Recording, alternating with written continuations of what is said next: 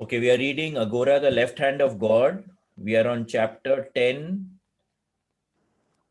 page number 315 of the book and 160 of the PDF. Once in the south, there was a king of the Chola dynasty who was a great devotee of Ram. One day, while the court bard was reciting the Ramayana, the epic of Ram's life and adventures, aloud to him, the narrative reached the point where Sita was taken to Lanka. The king suddenly jumped up and said, "Immediately prepare the forces for an attack on Lanka. Why should Lord Ram worry when I am here to serve him? I will see that Sita is returned." No one at the court had the courage to tell him that all this had happened long before. So he sailed at the head of his fleet and duly conquered Lanka. Then he ordered his generals, "Find Sita." Since they were aware that to refuse a royal order meant death, they made a show of searching and reported that no Sita was present. This mystified the king, who was on the point of losing his temper until it came out in the course of a conversation that the Ramayana had happened thousands of years ago. Then he realized, "Oh no, what have I done? I have unnecessarily conquered Lanka." He gave the kingdom of Lanka to one of his sons, his own kingdom to the other, and went out into the forest to live the life of an ascetic. He became a great saint.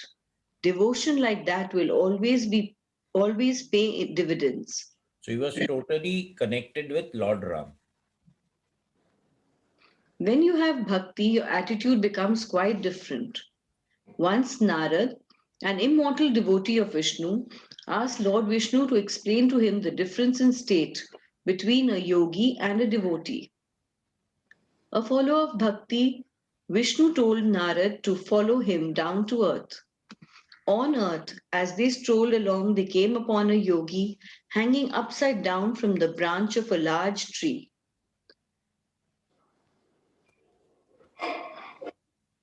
The yogi asked Vishnu, "How many more births will I have to take to be free of the cycle of birth and death?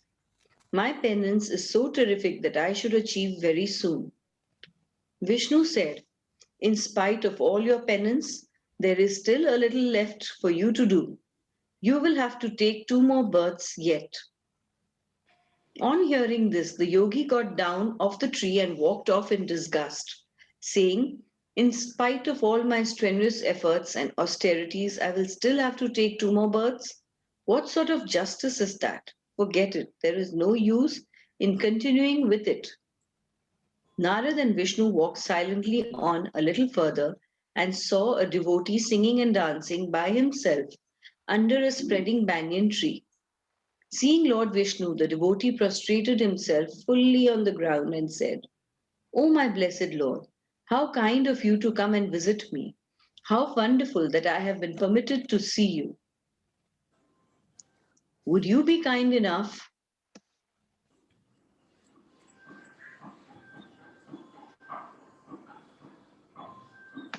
Would you be kind and tell me how many more times I will have to take birth before I can be free of the wheel of existence?" Vishnu replied, "I am sorry to have to tell you this, but you will have to take birth again as many times as there are leaves on this tree." The devotee shouted for joy. "Only so many times," and I feared there might be no limit. "The time will pass almost unnoticed," and he began to sing and dance again. Vishnu smiled and said, "Oh, is that the way you feel about it? Then come with me right now." Then Vishnu asked Narad, "Do you see the difference between a yogi and a devotee? The yogis still try to hold on to their egos, and what do they get? The devotee accomplishes great things by offering up the ego to the beloved. There is a cliff in Girnar. When a sadhu has done penances for years and years and has finally despaired of life and can no longer stand to live without his deity, he will walk to that cliff and throw himself off in a frenzy of anguish. And nothing will happen to him. He will have passed his test and become eligible to be taught further. False sadhus have tried it to attract attention to themselves and all of them died. True devotion is the only force which can go beyond death. When you get close to your beloved, there comes a time when you cannot continue to exist separately and your own personality is lost in that of the deity. Each deity has unique characteristics which give a wonderful flavor to the play. When you embrace Anjaneya, it is as if electricity has been given to all parts of your body. All the cells begin to jump and sing. And what is so marvelous is that in the blood, for instance, if the white blood cells are too many and red blood cells too few, or vice versa, they will automatically go back to their proper levels. In the brain, every cell is dilated, every blood vessel is dilated, and that is why they call it supreme bliss. So we have seen this. We've seen this in the workshops.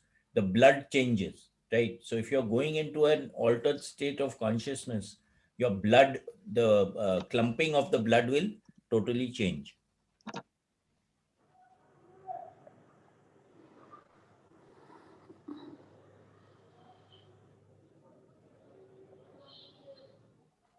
Anyone who follows the path of devotion wants to get the vision of his deity because he is dying to catch a glimpse of his beloved.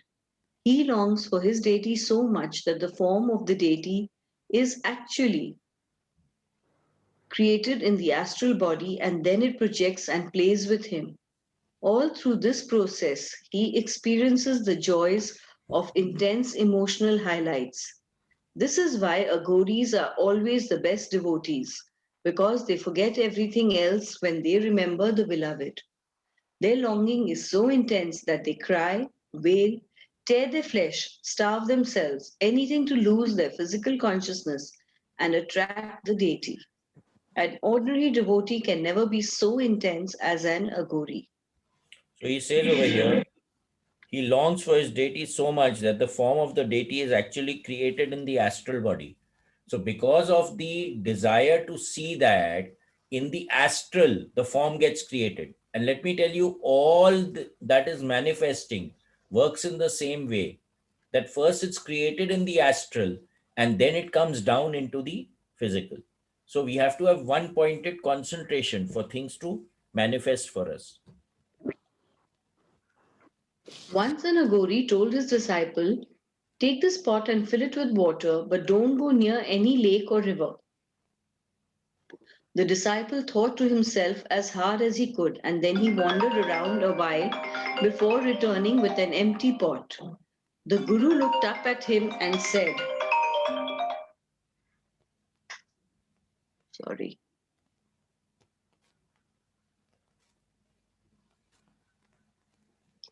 There is only one way to fill this pot with your tears. When you love your deity so much that you cannot bear to be without him, that you cannot exist unless you have a glimpse of him, that you are ready to kill yourself unless he shows himself to you. And when you cry continuously until the pot is full, then only are you fit to do Aghora sadhanas, not until then. Another day, the Guru told the same disciple, build me a fire without wood. The disciple made an effort but to no avail. When he confessed his failure to the Guru, the latter shook his head and said, until your heart catches fire with the intense longing for your deity, until you burn yourself to ashes and continue to burn even then, until you become flame yourself, you can never succeed at Aghora. So, again, one pointed concentration. The scriptures describe the stages through which one passes when overcome by Shakti. First, you must forget your body. If you worry about your body, how will you concentrate on your beloved? When you can no longer remember your body, you are on the way. Then you begin to sweat as the emotion builds up. Next, you cry. First, you cry because of the separation, and later, you cry because of anticipation. Out of joy when you feel the deity is really going to come to you. When the deity enters your body and embraces you, you begin to tremble and shake because of the overwhelming bliss of the embrace. And then you lose yourself in the fusion of the two personalities into one. If you are a super Aghori, you maintain this state permanently. If not, you can develop the emotion whenever you please and play with your beloved at any time. Then you are beyond all the limitations of your physical body and therefore of karma and fate itself. Okay, so Once over here he says, when the deity enters your body and embraces you, you begin to tremble and shake because of the overwhelming bliss of the embrace. So one of the things happen when you are going out of your body. Many times Robert Monroe called it the vibrational state, where your body actually starts to shudder, shudder, shudder, and then katak you get out of the body. Okay. So whenever you're connecting with an expanded state, that can also happen. That's why in the workshops we constantly tell you that be aware of all the vibrations that are taking place in your body. Once the great Hindi poet Saint Tulsidas, during his period as a wandering sadhu, came to a certain town where a lady offered him food. In India, we always believe in feeding sadhus, birds, animals, all living things, because you never know when God is going to come to you. God may come in any form, and we feel that if we feed everyone, eventually we will feed God, and our work will be done. After eating, Tulsidas told the lady, "Please ask for anything and I will do it for you." She laughed in his face and said, "Maharaj, plenty of saints have come and none of them have been able to give me what I want. But I am Tulsidas," he said, a little offended, "and I will give you what you desire. Just speak it." The woman sighed over his stupidity and said, "I want a son." Tulsidas went into meditation and after a few minutes came back to the earthly consciousness and said, "Ma, I'm afraid that a son is not in your destiny." The woman smiled and said, "That is what I told you in the first place, but you wouldn't listen to me. However, you are always welcome for food." Tulsidas went on his way. After some time, an Aghori came to the town, and upon learning about the lady who was unable to have a child, he decided to do something about it.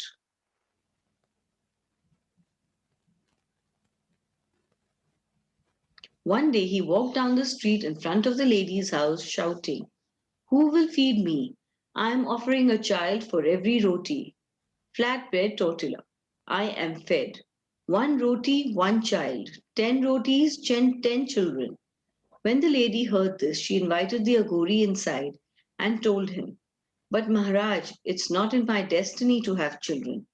The Aghori replied, "I piss on destiny." She fed him 8 rotis, and in 8 years she delivered 8 handsome sons. So again, when you transcend that aspect, then if you wish something, the universe will respond to your wishes. Okay. So that becomes a very powerful state. So the Aghori is not attached to anything. So because of that, he can actually command the universe to produce what was not meant to be produced also. After 12 years, Tulsidas again visited the town. As he walked down the same street, he saw the 8 boys and was immediately enamored by their beauty and intelligence. They called their mother and she invited him inside and told him, "Do you remember that you said I had no sons in my destiny?" When Tulsidas heard that the Aghori had given them to her, he went into meditation to ask Ram about it. He said, "Raghuveer, when you would not allow me to give this lady sons, how could that filthy, evil smelling Aghori do it?" Ram smiled at him and said, "Tulsi, that Aghori is something different from you. He has gone beyond the limits of being a saint and living in sattva." Then Ram decided to teach Tulsidas a good lesson with the help of the Aghori, and suddenly he started to shout, "Oh, I have a terrific pain in the heart.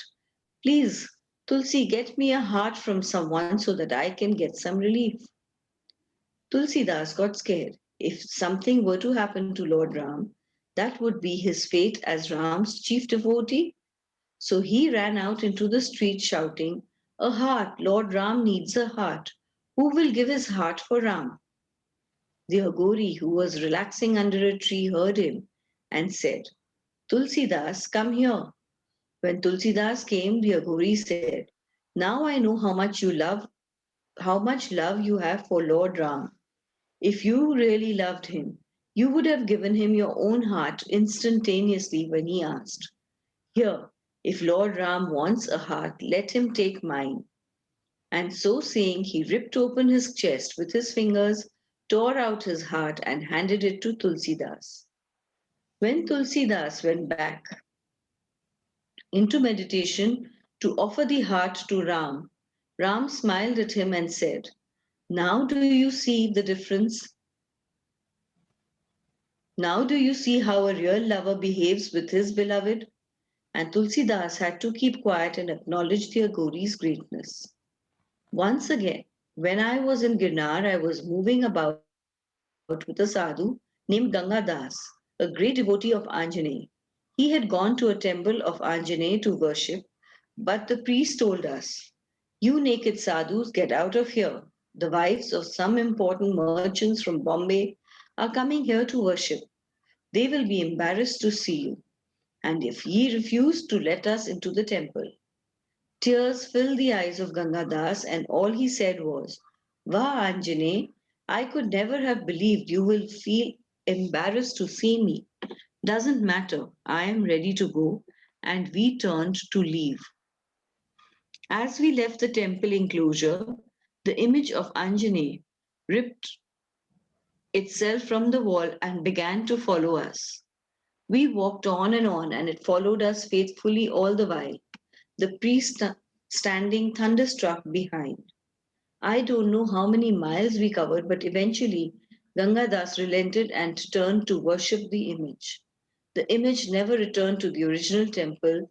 The trustees arranged for a new temple to be built over it, where it finally came to rest. This is just an example of what I mean when I say that when you really get close to your deity, he or she cannot do without you and will go to any lengths not to offend you.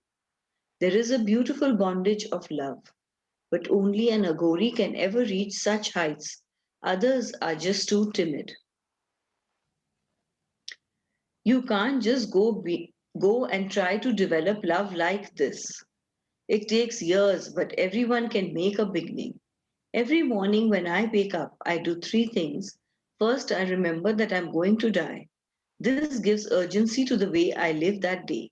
Second, I spend 5 minutes in thanksgiving to nature for being permitted to live, to have this chance, to experience, to learn, and to achieve. And third, I resolve not to cheat my consciousness during the day. As long as I don't cheat my consciousness, nothing I do during the day can stain me. But if I do something wrong, I know I am likely to end up like the boy whose guru swallowed the fish and then regurgitated them back up alive. There are several little things like this I do during the day just to keep my mind under control.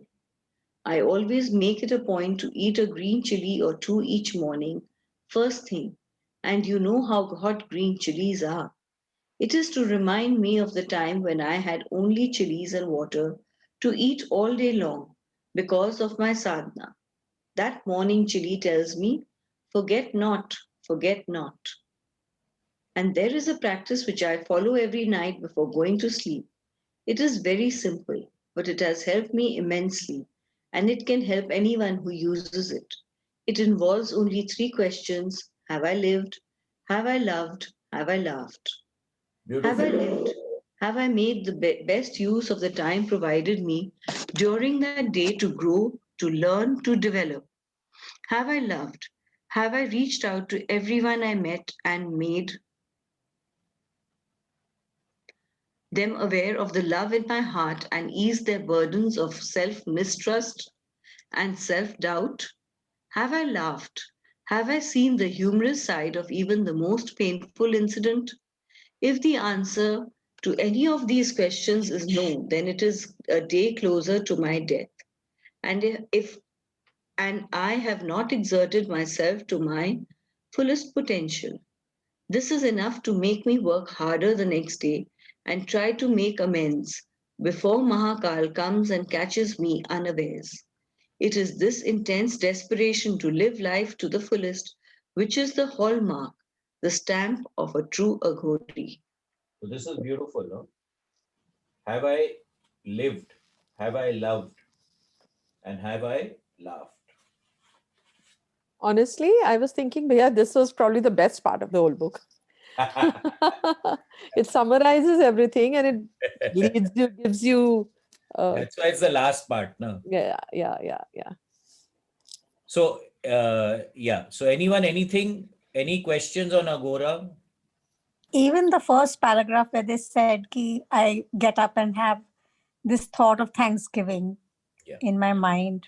That is also very Gratitude is pertinent. very important in life. Can we Yes. have some more videos, please, before we lock down in this? So, thank you all for being in this journey. I know Aghora was not an easy book and it was pretty intense. Any thoughts on the book? Any questions? Anything that you all would like to say? A special thank Really, sir. you for reading the book. What? क्या बोल रहे हैं? Shrimangla. Shri Mangla for reading the book. A special thanks to her. Yeah. Really a Yeah. special thanks to her Yeah. for reading this book. Indeed. Special thank to both of you, even for Niket to make every paragraph make us understand, and Sumangla definitely Poor thing kept reading saying, it should we out so stop? well. Should we stop? Should we stop? She's not Special poor in thanks, any way, huh? special I- thanks for introducing us to such a beautiful book, which otherwise we would have not known about. Never, Yeah. never. Special, इसका special तीन None of और us book would have है. read it. इसका Lovely. Niket ji, superb. अगोरा का दो और book है and they are also nice actually, but not so this thing. No, this was very intense, but very beautifully done. Yeah. I So missed Thank quite you. a bit of it in between because I was not here. yeah, But I suppose the last part and the first part was good. yeah. Yes, Poonam? Auntie, we've read it together before. Yes, yes. But I had forgotten quite a lot about it. So it was nice reading it again. But you got the best part, the first and the last. It's good. Okay, Poonam, you can go ahead. Yeah, so I have always heard that when there's something that you want desperately and it's not destined for you, and if you force the universe to give it to you with whatever means, then that will always come with conditions, and it will never be complete in the sense. See, one thing is that you are forcing it. Yeah. Okay. And the other is that a person who is operating in a transcendental space is blessing you so that you get it. Now, there's a So very I've big also difference. heard that people who insist on having children and they cannot bear children for a long time, and then whatever tapasya they do and they have a child, and then the child passes away very early, or certain conditions, certain situations, circumstances which accompany that birth. Yeah. So then it makes you think, if it's going to come with so many conditions, then better not. 1 second. Which side of the grid are you operating on right now? I'm in the middle. I'm just looking at it practically. So see, I'll tell you, when you are saying that these conditions are there today, if I am really desiring something, Yeah. right, then I am creating a field which will allow that thing to manifest. Are you getting what I'm saying, Poonam? Yeah, but nobody tells you that No. it's One not second. come to This come is how one. you. Listen to me. I'm not asking of how, okay? I'm saying that today, if I'm in a position to generate a field which will manifest what I would like to manifest in my life, Right. then what is the problem? It's fine. Now, if I can work with the universe to manifest something, how do you know it was not destined or destined? You tell me. When you are saying that it was not destined for you to have this and you're forcing the universe, Yeah. how do you know it was not destined? But how did that lady in the story know that she was not meant to have her Someone, bones? I mean, you can see a Janampatri, you can see Yeah, something, yeah. So astrologers would tell you. maybe, right? But then astrology is also human. Yeah. They are looking at it from a particular perspective. Let me tell you, you put 10 astrologers to see your chart and you will get 10 different opinions. Okay, there'll be some Right. similarity. But when you really go into the nuances, you will have a distinction. Why? Because each astrologer also has a preference to look at the chart in a particular way. Are you getting what I'm saying?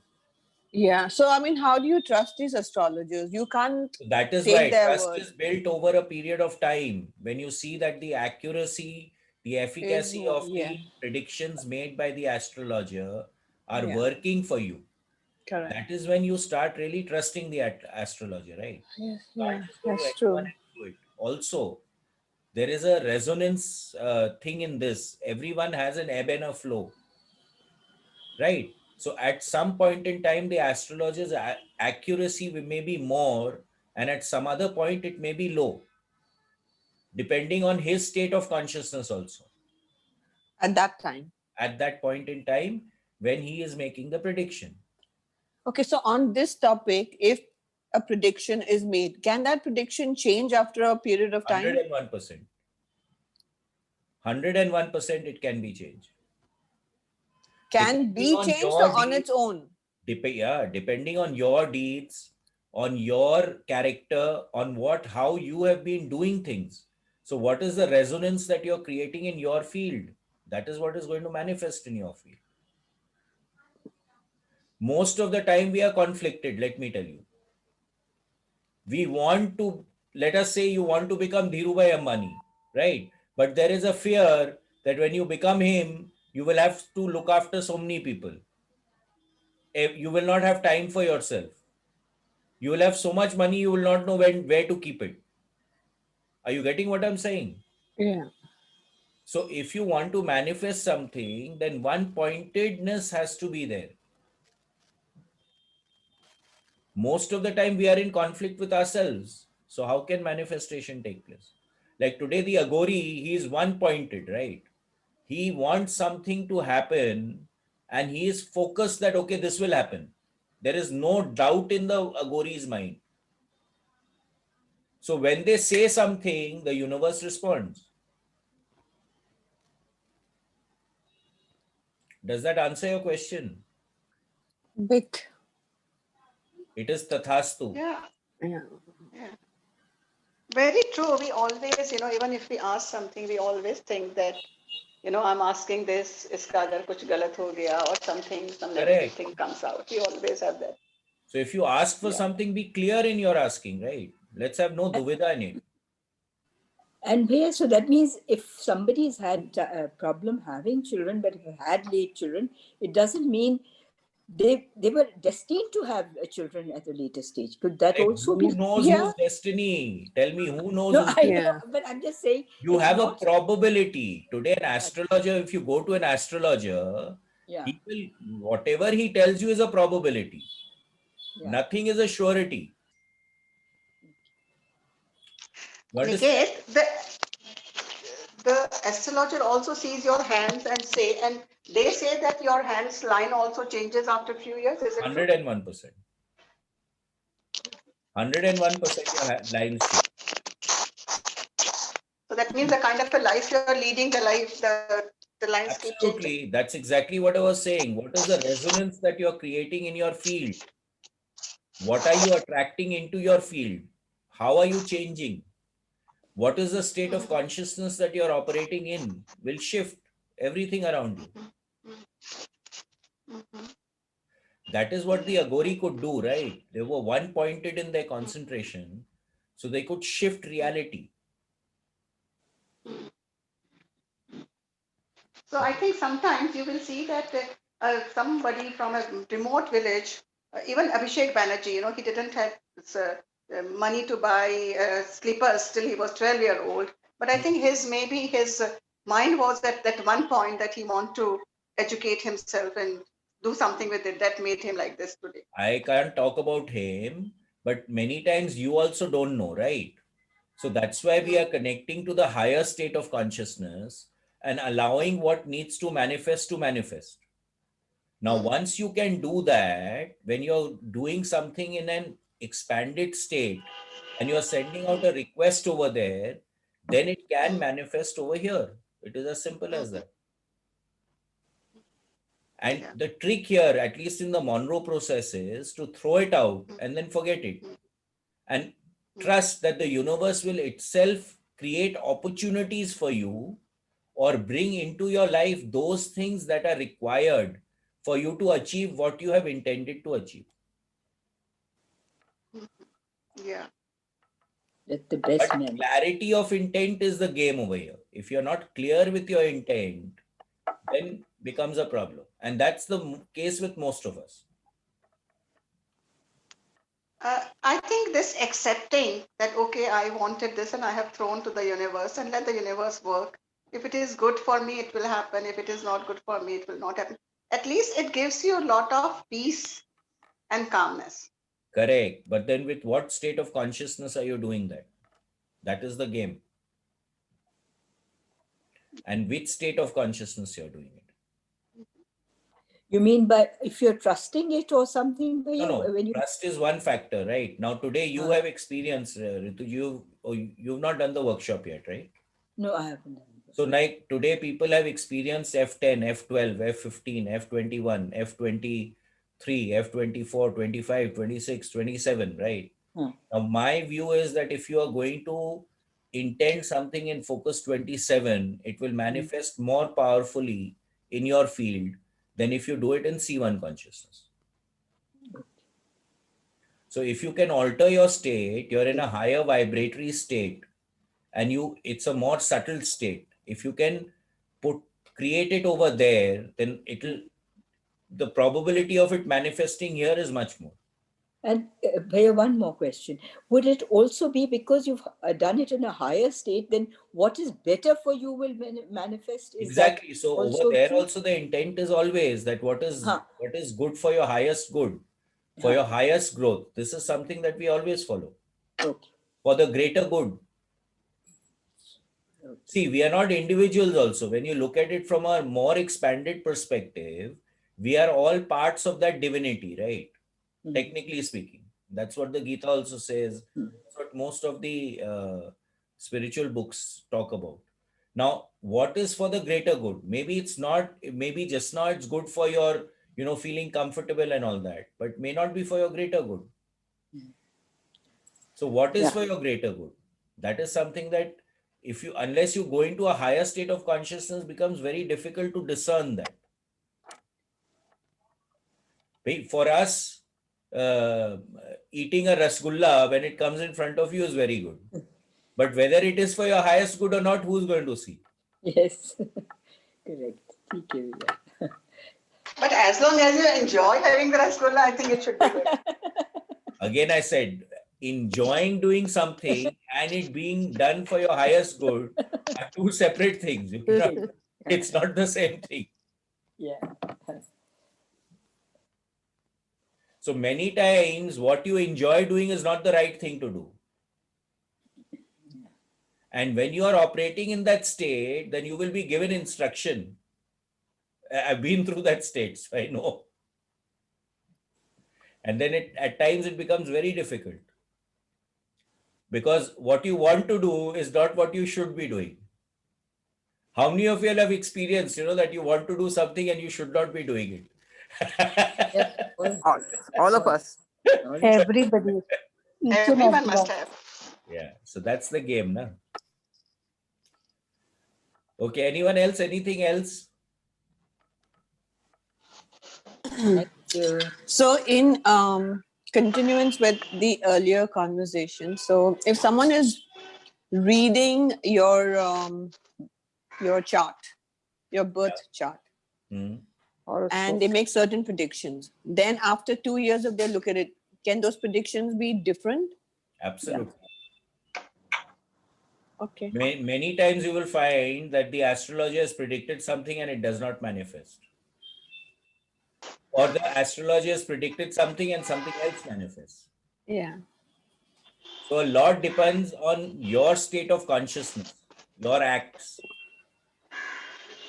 So, but astrologers go by the stars and the moon and all that Yeah, sort of that's what thing. I meant. So the timing has to be correct for the astrologers also to read. But that Timing has stays to be constant. correct, number one. And the other aspect in this is that you have to see, there are millions of combinations. How are they? There are 12 houses. Then there are 9 planets. Then there are 27 nakshatras. Now you do the maths.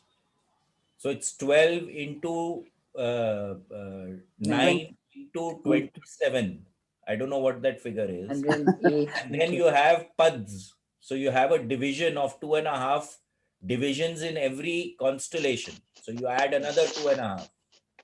So where which planet is, how is it connected, what is the sunrise time, what is the sunset time, all those factors, the aspects of the planets, it's very complicated, billions of combinations.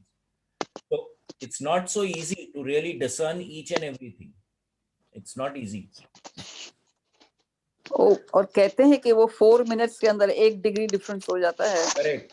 So you have to be very, very careful up to the. Every second matters. Okay, Yeah. if there's a shift, boom, there's a shift.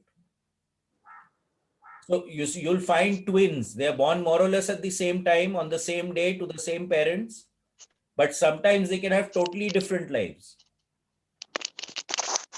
And different nature also, they're. Yeah, so you have different nature also. But Niket, just one thing. I mean, just that I think when we are born and when they predict things, there are Can we few see things you? I think which. Can we see you? We are talking to a blank wall. Okay. So I think like certain things it is written. Like I remember when we were kids, there was a uh, guy who came from Agartala. He was not an astrologer, but he knew a lot about it, and he said some things about we all sister and brother. And after many years, it has actually come out the same way, the way he said, and things like that. But maybe there are few small things which changes, and that changes the lines of your hand and thing like that. Yeah, yeah. So when I started doing astrology, I spent a lot of Mm. time doing astrology. Mm-hmm. And what started happening was I used to go to someone's house and I used to tell them that ye hoga, aise hoga, ye hoga, wo hoga. Mm. Okay, and then I used to tell them, the person who I used to learn astrology from, I used to tell them, go and meet him. And believe me when I tell you this, I never used to tell him anything. And I never used to tell these guys. I mean, whatever I've told these guys, I've told them. I never used to tell the astrologer anything, my Gautam. And let me tell you, 9 out of 10 times, whatever I had told them, he used to tell them the same thing. Mm-hmm. Okay. So Okay. intuition is also a very important part in astrology. Mm-hmm. So that's when my astrological practice stopped, because I was directly getting all the information. I didn't need to read the chart. So of course, everything is available, provided you have that conscious ability to go and tap into that zone, into that frequency. So you'll get everything. There's nothing hidden, let me tell you. Seriously, nothing is hidden. So the chart is one way of reading it. But then the Okay. astrologer has to have tremendous intuitive ability also to be able To to read it pierce right the way. veil, to pierce the veil. Mm-hmm. Yeah. Okay, anything else?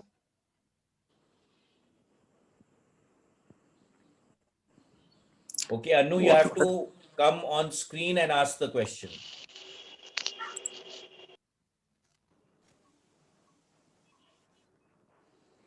No typing.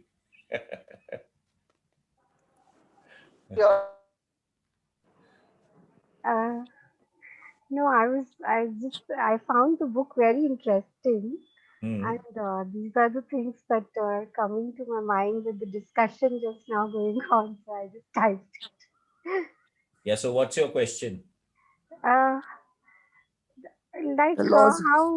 how is it that it all, the law of karma and the free will, does it really exist at all, or is it like destiny? How is it all related? See, my view is that at a certain level, free will definitely exists. Okay. But what is guiding that free will is a big question mark. So as I explained to you and y'all in one of the sessions that previously when we used to do the Vastu workshop, I used to draw a line and ask the question, does this line have energy? Right. Now the line has energy. I'm cutting the story short because all the movement, all the energy that was released in manifesting the line is in the line. But what is the next question which I started asking after going to the Monroe Institute is where did the thought to draw the line come from? So it came from below the line. So in one way, we are being directed to do everything. Whether we follow the direction or not, that's another question. So everything is planned.